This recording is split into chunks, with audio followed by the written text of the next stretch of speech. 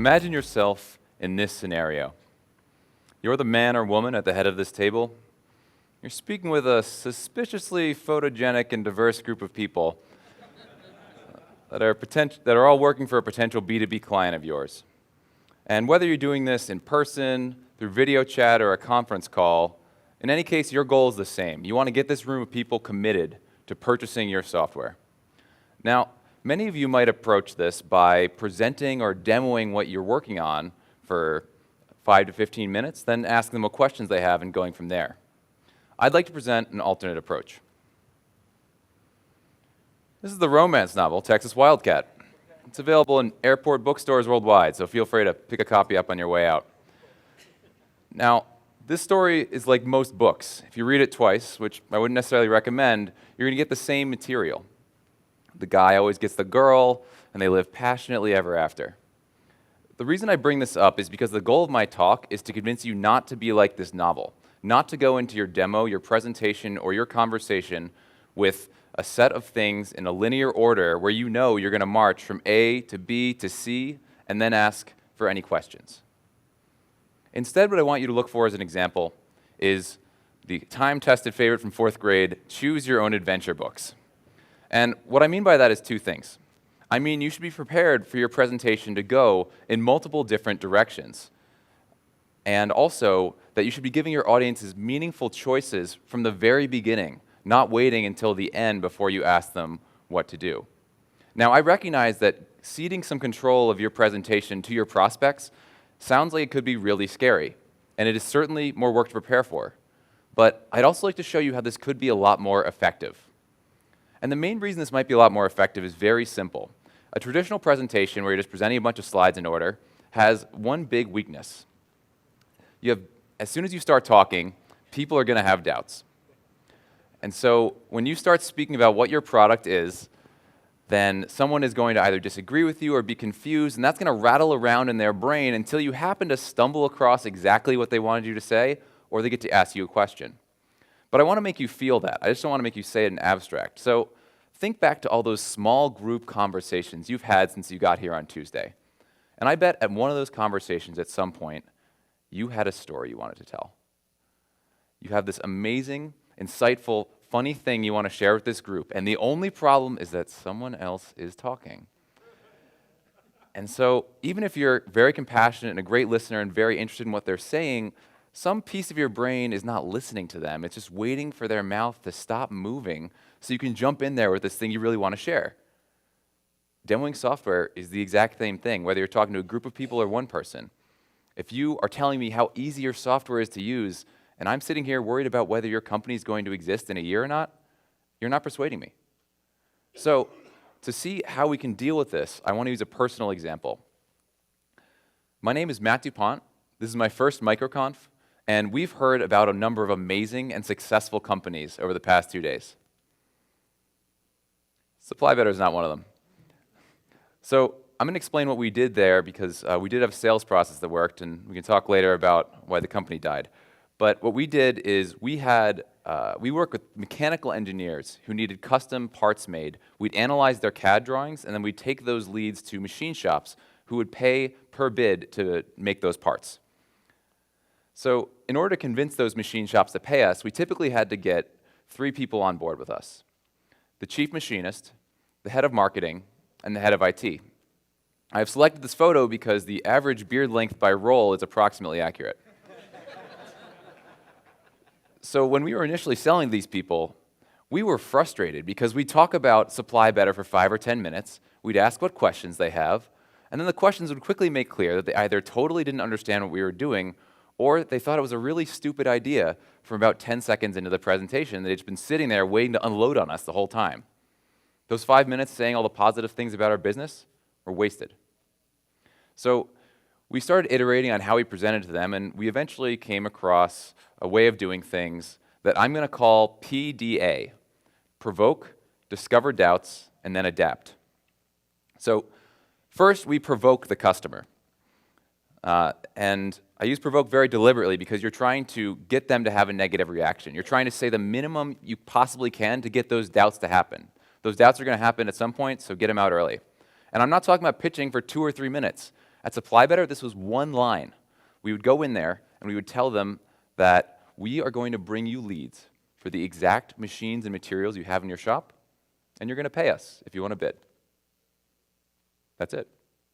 But with just that little piece of content, if you're a manufacturing expert, you can get plenty of doubts out of that.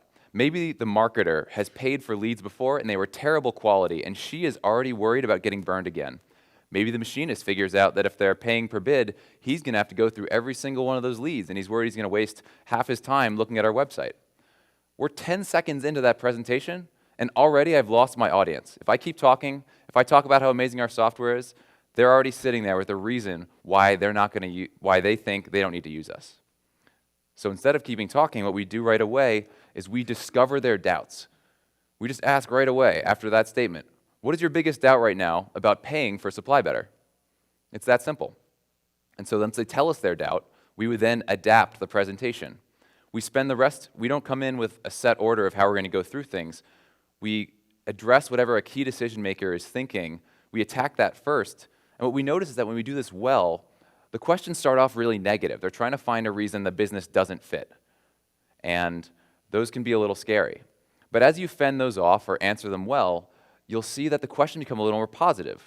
Once you've done 2 or 3 things right, once their main reason for doubting your existence is out of the way, who are these guys? Why do they seem to know about us? And once those questions become more positive, that signals us that we can take back control of the conversation and share some of the themes that you'd ordinarily share in your original 5-minute presentation. But this time they're listening because they're already bought in. So that's it. That's PDA. And I'm not a sales guru, I'm not a super expert, this company failed, but I do think this worked really well for us, and it might work for a lot of your sales also. But I want to get a little meta here and go through PDA one more time. So here's my provoke. I'm asserting that adaptive presentations are better than rigid ones when presenting to small groups in all cases. Full stop. And you might have a doubt right now, because I'm telling you to do all these exciting, adaptive, choose-your-own-adventure presentations, over-prepare, take it in 3 directions, and I'm just sitting here with a clicker, going through slides one by one. That's a little bit hypocritical. So I am going to take a risk with you guys today. I'm going to put myself in your hands, and I'm going to get the doubts from everyone in this room who wants to participate. So I don't know what this talk is going to be in about 90 seconds. To do that, I need you to get out your laptop or your cell phone. I'm going to tell you what to do with them in about 30 seconds. So to get those doubts, so that you can tell me them, I want you to look at this framework again. I want you to pretend that I've come up to you and I have said, I want you to throw out everything you do with your customers right now and instead give this a shot. Pitch your product for 1 or 2 sentences, ask them what they're most concerned about, and go from there. Now, you're probably thinking that's a terrible idea. You're probably right for several reasons. I'd like to know what those reasons are. Additionally, you might have some questions where even if I had convinced you this is a good idea to try it out, maybe you're not sure how you'd put it in practice. So now that you've got those doubts at the top of your mind, now that you're not listening to me because you've got the reason this won't work, I want you to go to this website, pollev.com/MDP. That's POLLEV.com/MDP. This is going to be like a live Reddit. So you can not only put in your doubts, but I'm going to be able to see them on my phone. The rest of this presentation is going to be whatever you think is the biggest problems with what I'm saying, and I will try to adapt in real time and show you a little bit about how this works. So keep in mind that this is a lot harder than if you're just talking to people. You don't need software, you can just ask them, but I think a conversation might not really work too well given the present circumstances. So put in your doubts, upvote, downvote. I'm going to lock this after about a minute because otherwise no one's going to look at me for the remainder of this presentation, and we'll get to what we can. So someone likes turtles. That's very nice of you. Thank you for sharing that with me. One of the top ones, what about when no one asks profound questions? I have anticipated your objection. So the questions don't necessarily need to be profound, but I want you to think about what mental reaction you have if I was to come up here and say that raising venture capital always makes your company more likely to be successful. Now, you know that was a cheap verbal trick, but your brain had a reaction. And in the same way, if you're talking to people that really feel the problem that you have, a customer that's really passionately engaged with what you're doing, then they're going to have some sort of doubt or objection or thing to think about. Now, you might get no doubts sometimes, but when we've had no doubts in the past, it's when we were trying to sell to shops that didn't quite fit our value proposition, that didn't quite understand what fit us. And so I think you'll find if you try this out that the customers you'd actually want to work with that actually have a problem will have doubts for you, but people that aren't a fit for you are not going to really engage with whatever you said first, and that's a good signal that they probably weren't going to buy it whether you talk to them for 10 seconds or 15 minutes. But it can be awkward, and it is something you have to deal with. So what if they, let's see, how do you handle that one negative dissenter that just won't stop peppering you with questions? I'd say it depends on who that negative dissenter is. If that negative dissenter is the person who will buy your product, then it's probably a great idea to answer those questions. If they're not as relevant, you might want to try and shift the conversation by saying people aren't participating very much and then ask the people to participate who write you a check. But I'm not a sales expert. I don't know the exact answer to all these questions. The one thing I would say is that sometimes you don't want to answer the questions directly, and there can be whole families of questions that can be defeated by not defending against them, but actually attacking their premise. So here's an example of what we'd face at Supply Better a lot of the time. We'd go in there, we'd pitch someone, they're kind of interested, but we're not going to have enough, they say, you're not going to have enough jobs for my laser cutter, for example. Now, I could respond to that defensively. The intuitive response is to say, oh, well, we're going to have so many jobs for your laser cutter, and here's all these reasons we're going to have all these leads, but that's not really true. We're a startup. This is a doubt they should have about us. But their real problem is that they don't want to spend time or money on something that isn't bringing them value. And so instead of answering the question directly, we just reiterate that they're paying per bid. If we never find a lead that fits them, we'll never bother them again. And that actually addresses the root of the objection. So if someone's peppering you with questions, try to figure out what's actually pissing them off instead of answering their questions, and then address that directly. We've got time for about one more. How would you use a pitch deck? So I would use a deck like I'm using it right now. There's ways of doing it more sophisticated. We had to submit PDFs for this conference, so I can't do anything with internal linking where I'm at a central index right now and is going out to slides I prepared. But essentially, you can just have a PowerPoint like a Choose Your Own Adventure where when someone chooses to go into the aquarium, you turn to page 8 and you talk about the content you prepared there.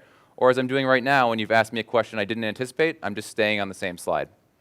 So I've got to wrap things up. So I'm going to move forward. But since you're hearing a lot of amazing presentations today by a lot of people more successful than me, I'm just going to ask you to remember one thing. Remember that feeling when you're in a small group conversation and you want to ask a question or tell a story or correct someone who is obviously wrong, and you can't because someone else is talking. Don't let your prospects experience that when you're trying to sell to them. My email's up here. If you have any questions or you want me to respond to something I didn't have time to get to as part of our adaptation day, I'm happy to talk. Thank you all so much for listening.